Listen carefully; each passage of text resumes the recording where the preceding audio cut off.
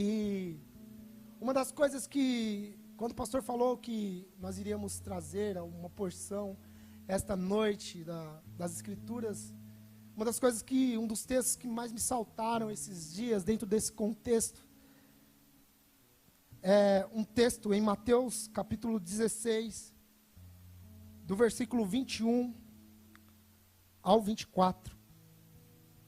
É uma cena bastante conhecida, mas que fala muito sobre os nossos dias, e fala muito sobre o desenvolvimento de uma vida constante, de uma vida de rendição, de entrega, de uma vida onde nós seremos aprovados por Ele.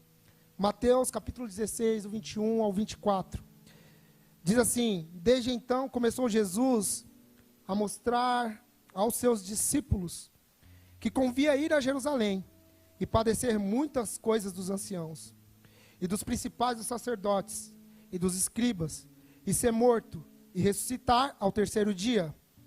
E Pedro, o tomando à parte, começou a repreendê-lo, dizendo: Senhor, tem compaixão de ti. De modo algum te aconteceria isso.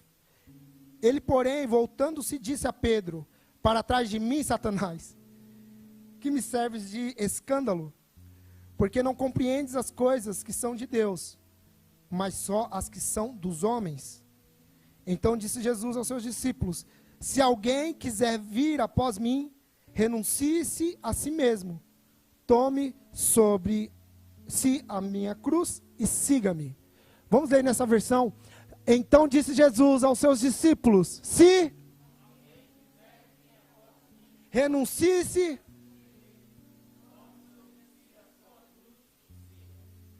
Para mim esse versículo é muito emblemático, essa passagem é muito emblemática, e Pedro é um personagem chave para que a gente compreenda o que Yeshua estava querendo falar e qual era o contexto que Yeshua estava querendo falar. Todos aqui se lembram que Pedro era de um partido ou de um grupo de homens denominados zelotes. Quantos aqui lembram? Todos lembram? Sim? Amém?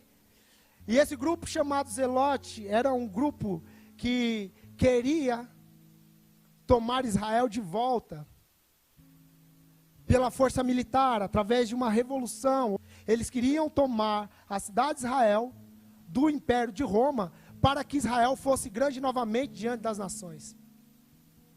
Então, quando Yeshua começa a introduzir o assunto a respeito de que ele deveria ser morto, a mentalidade de Pedro se desfragmenta.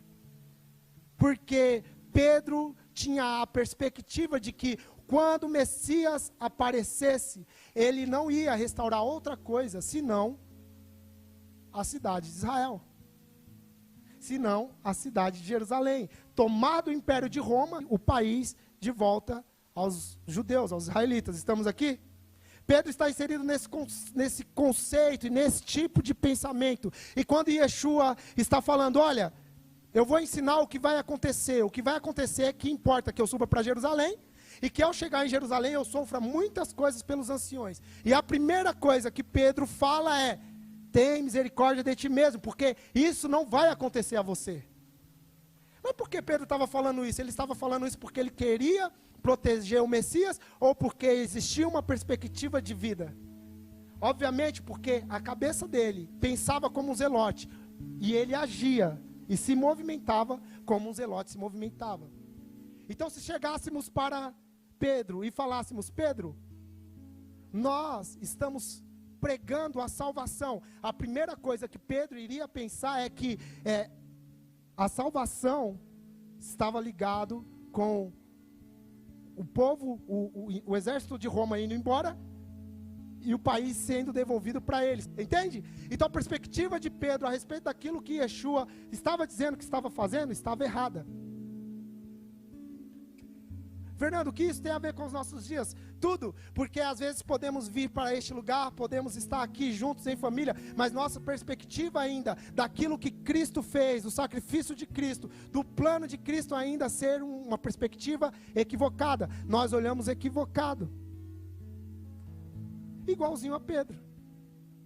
Então não importa aquilo que nós falamos ou aquilo que nós recebemos, sempre nós iremos tentar adaptar aquilo que está sendo falado, a nossa vida. E na verdade o que Yeshua estava falando, eu vou abrir mão da minha vida, para que outros tenham vida.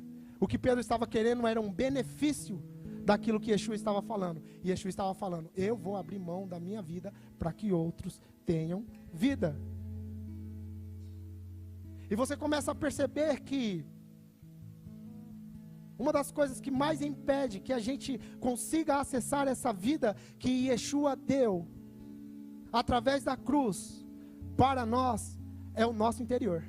Nós chegamos aqui com muitas experiências, cada um aqui tem uma experiência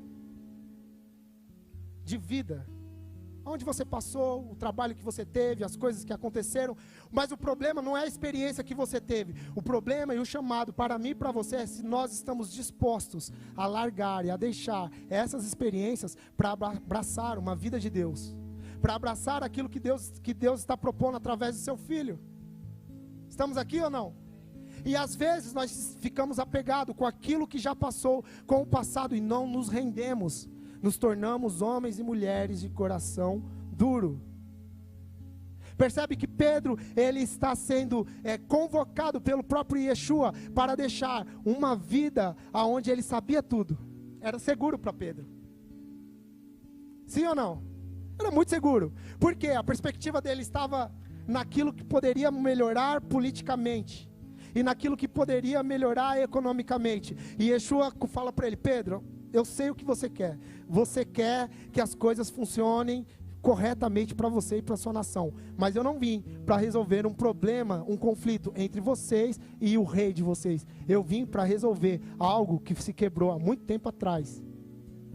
Que é a comunhão entre Deus e o homem. Não os conflitos pessoais que o homem foi arrumando após a queda. Ou seja, eu vim para dar um plano. Eu vim para dar um caminho. Para que todo homem possa voltar a Ele.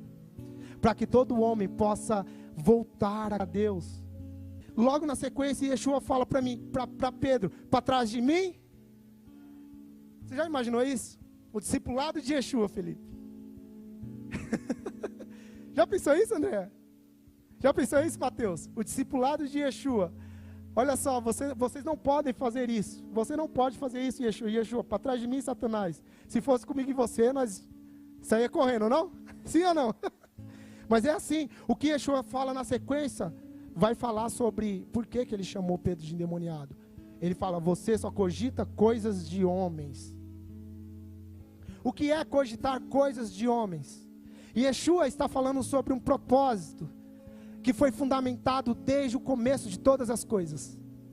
E Yeshua está falando de um plano que começou desde a eternidade, desde antes da fundação de todas as coisas. Ele está falando que importava que ele viesse para padecer, para restaurar o relacionamento de Deus com o homem novamente. E Pedro está assim, fazendo conta, falando, mas isso aí não está batendo, porque eu queria que a economia voltasse a funcionar, eu queria que os meus irmãos israelitas não apanhassem mais do exército judeu, eu queria que a gente não fosse mais humilhado. Aí Yeshua olha para ele e fala, você ainda está cogitando coisas de homem, sabe por quê? Porque você recebeu uma herança dos seus pais, porque você recebeu uma herança daqueles que vieram antes de você, e você mesmo passou por experiências ruins.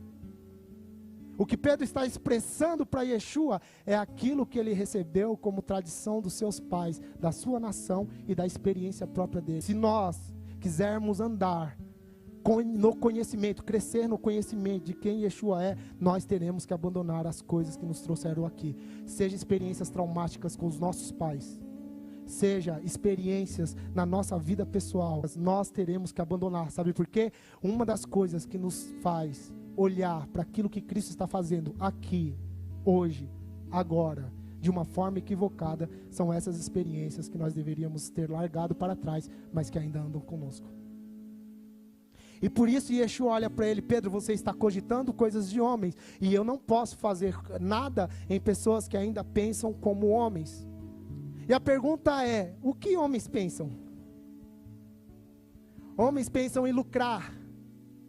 Homens pensam em ter e obter, independente do processo que ele vai usar para ter aquilo. Homem pensa em avareza. Sim ou não? Homem pensa em sempre ajuntar, em ter, em dominar. O que Deus fez com Yeshua é fazer Yeshua abrir mão da sua glória, se esvaziar para poder servir. Então a mentalidade do reino de Deus que Yeshua está tentando ensinar a Pedro, quando fala que ele só cogita coisas de homem, você vai precisar se esvaziar para cumprir um propósito que é maior do que sua dor. Você vai precisar se esvaziar para cumprir um propósito que é maior do que aquilo que te afetou até os seus dias. E a primeira coisa que você vai precisar fazer é se humilhar.